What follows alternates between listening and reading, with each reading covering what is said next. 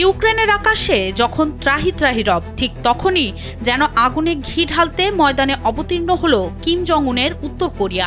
কিয়েভে ভয়াবহ হামলার পরপরই সামনে এলো ইউক্রেনীয় গোয়েন্দাদের এই বিস্ফোরক তথ্য।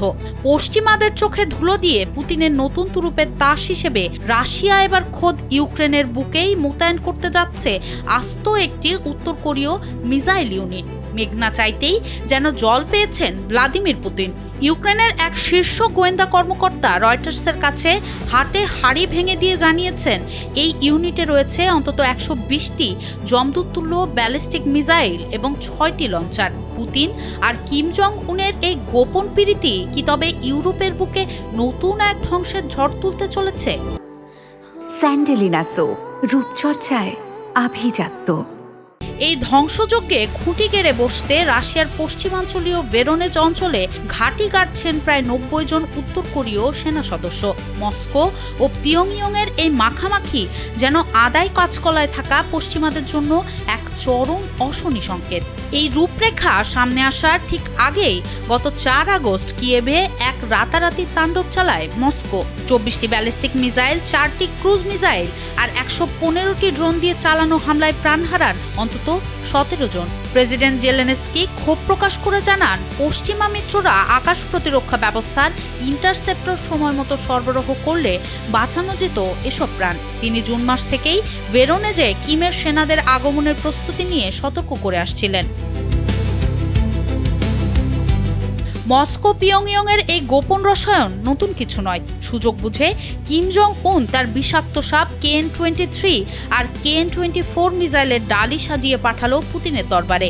2023 সালের শেষ থেকে এ পর্যন্ত প্রায় 150টি এমন মিসাইল পেয়েছে রাশিয়া, যার প্রথম প্রকাশ্য ব্যবহার দেখা যায় জুলাইয়ের শেষে। এগুলো প্রতিহত করতে যুক্তরাষ্ট্রের প্যাট্রিয়টের মতো অত্যন্ত শক্তিশালী ব্যবস্থা প্রয়োজন। ইউক্রেনের সীমিত প্রতিরক্ষাকে গুড়িয়ে দিতে পুতিন এখন ব্যালিস্টিক মিসাইলের ওপরই বাজি ধরছেন। আগামী মাসেই উচ্চ পর্যায়ের বৈঠকে এই মারণাস্ত্রগুলো কিভাবে ইউক্রেনের বুকে আছড়ে পড়বে তার চূড়ান্ত ছক কষা হবে। ওয়াশিংটন ভিত্তিক সংস্থা institute for the study of war বলছে, ইউক্রেনের সীমিত আকাশ প্রতিরক্ষার উপর সর্বোচ্চ চাপ সৃষ্টি করতেই পুতিন জেনে শুনে এসব অস্ত্র ব্যবহার করছেন। বিনিময়ে রাশিয়া দিচ্ছে মিসাইল উন্নয়নের প্রযুক্তি। অর্থাৎ এ যেন এক ঢিলে 2 পাখি মারছেন কিম।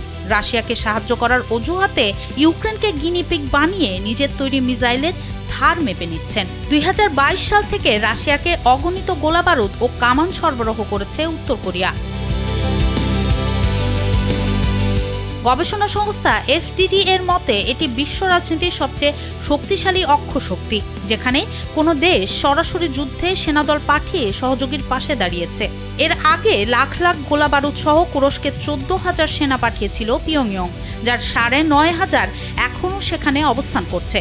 পুতিন ও কিম জং উনের এই সাময়িক সখ্য শুধু অস্ত্র বাণিজ্যে সীমাবদ্ধ নয়, বরং ইউক্রেন যুদ্ধের গতিপথ বদলে দেওয়ার মতো একটি নতুন অধ্যায়ের ইঙ্গিত দিচ্ছে।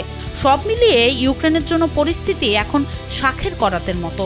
পুতিন কিমের এই বিধ্বংসী যুগলবন্দি আগামী দিনে ইউরোপের মাটিতে আর কি বিভৎস তাণ্ডব চালাতে যাচ্ছে তা ভেবেই এখন শিউরে উঠছে পুরো বিশ্ব।